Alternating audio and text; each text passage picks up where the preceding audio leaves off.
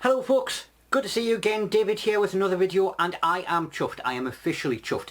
If you want to know how chuffed I am that chuffed. In fact, my very first boss, if he saw how chuffed I was, he would say, "You're like a cat with 9 bottoms," because things were very politically incorrect back then. But the reason why I am so chuffed is because finally, even though I have been waiting for it since September, and it is now the following July, my Kickstarter has finally arrived. So I get to unbox it and play with things. Ooh!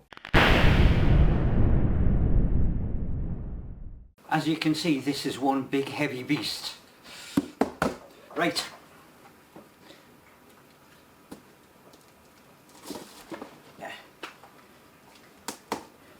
Let's get this open.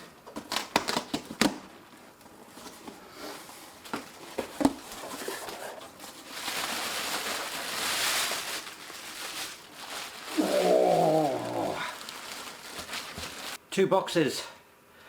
Batman Gotham City Chronicles, the board game, Season 3. This has been what I have been waiting for. It's a new genre. It's into superheroes. I'm going to open these up and let's have a look inside. As you can see, still a massive pile, but at least I can't completely hide myself behind it this time. Also, please excuse the large amount of artificial light that I've got going on. We are in the middle of winter here and time is short for being able to do filming with natural light, and I did want to get this done because it is a Kickstarter. It is still being shipped. Big kudos to Monolith Games. Yes, there was a large delay with getting this ready due to manufacturing issues and of course other global events and shipping being disrupted in certain parts of the world, but they have really kept their backers informed of exactly what has been going on. And unfortunately for those people in Europe, there's also been another shipping delay due to one of the Dutch ports having an oil spill. And you know, they've really gone out of their way to not only apologise for the delays, but to keep people informed of what was going on. Obviously something that has been delayed this long, an awful lot of people would start getting a little bit edgy. You have seen that kind of thing on the message boards, but I personally was not that bothered because, as I say, their communication has been absolutely top notch. Hopefully exactly the same is going to be there of the product. Now, you didn't see me take these two out of the box. These are actually the stretch goals, and they appeared in their own separate little box, and I made a mistake myself with them. I got the shipping details and was under the impression that everything was only going to be coming in the one package. These ones actually arrived in a smaller package by themselves, and that was the one that I was keeping an eye out for, and it arrived first. And when it was such a small box, it was like, hang on, there's got to be a mistake, I must be missing something.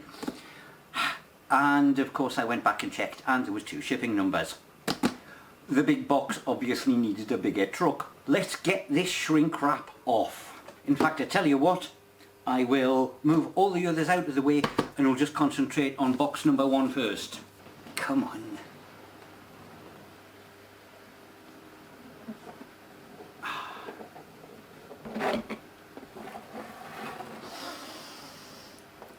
That new board game smell. Right, what do we have? Rulebook, a missions booklet. This is all really good quality looking stuff. Picture of some kind. Bag full of combat dice. Markers of some kind and action cards of some kind. I'll have to work out what, or read the rules and see what they do. And in what appears to be its own carry case,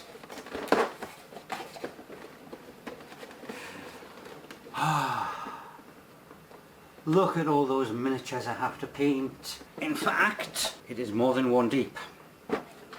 So that top one appears to be bystanders or generic characters. I can see police, SWAT teams, members of the public in there. and then we have the superhero box and the chap himself. I'm going to have to spend far more time going through the box with the heroes in, possibly when I start selecting which ones I'm going to be painting first. But yeah, there is a goodly selection here, and these are all the good guys.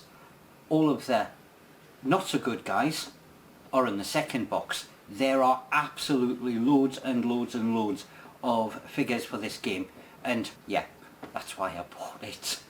But there's other stuff in the box as well. So yes, I definitely do like that separate carry case to keep the miniatures separate and safe. These appear to be character sheets, and they go into control panels here. Again, I'll find out exactly how they work when I read through the rules. But the other thing that I was really interested in this set, look at these map boards. So as you can see, they fold out. They are double-sided, so if you're doing any kind of superhero based game, you've already, yes, it is sectioned off into zones and things like that for use with the board game, but with the pictures and things like that on, you've got essentially ready-made encounter maps for use in any kind of superhero game, and I'm going to be getting my players back into that in very short order. 2 separate map boards to choose from. I'll get this packed up and I'll have a quick look at the other big box. So there was 57 miniatures in the first box. This one has an absolutely stonking 109. Now, I'll show you it in the box there. This is the one that's got all of the larger models. Not 100% sure what they are. This top tray appears to be things like henchmen, and of course every baddie has to have a number of goons that go along with them. And then in the one underneath we appear to have all of the actual bad guys. I will take closer photos as we're going along to show you these in better detail, because obviously a long shot like this is not going to do them justice. There were other things in the box.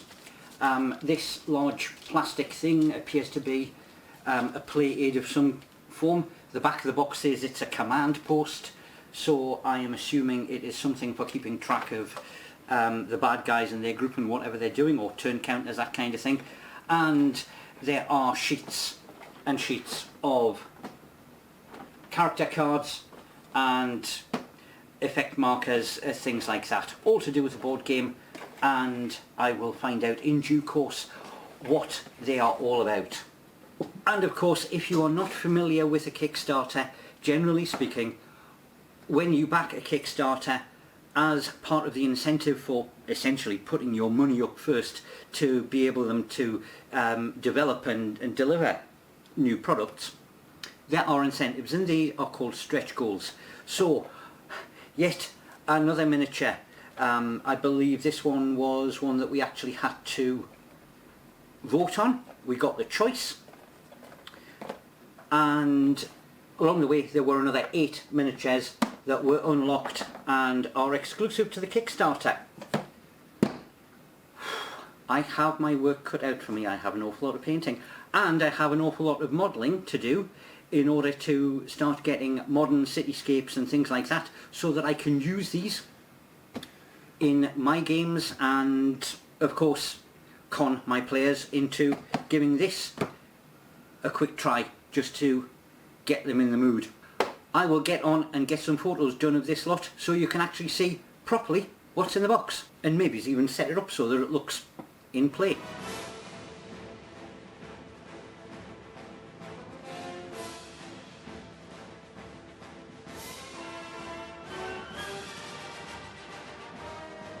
Well, that's a fairly decent sized board, and there's some miniatures set up on it. Now, unfortunately, in the set that I got, there was actually one of these game boards missing, so I've got to get in touch with the supplier and tell them there's a missing component. We'll see how the customer service is. I'll report back to you on that one. But otherwise, I am good to go. Well, actually no, because I hate playing with unpainted miniatures. But there's only 16 in this batch, so I think I'll take a little bit of time and make them look pretty. And you know what? There is actually a solo game mode, so I think I'm also going to do a playthrough video for you. So, as I used to say, I'll see you next time. Same bat time, same bat channel. Maybe. Well, that about wraps it up for another video from me. If there's something you want to see me cover in the future, whether it's a particular project or a genre, pop a note in the comment section down below, let me know what you're after. If you're new around here, please consider hitting the subscribe button. Like the video if you did, and if you really liked it, then there's another suggested one just there for you to have a look at. Either way, I'll see you guys in a little bit, or in a few seconds if you do watch that one. Toodle pip!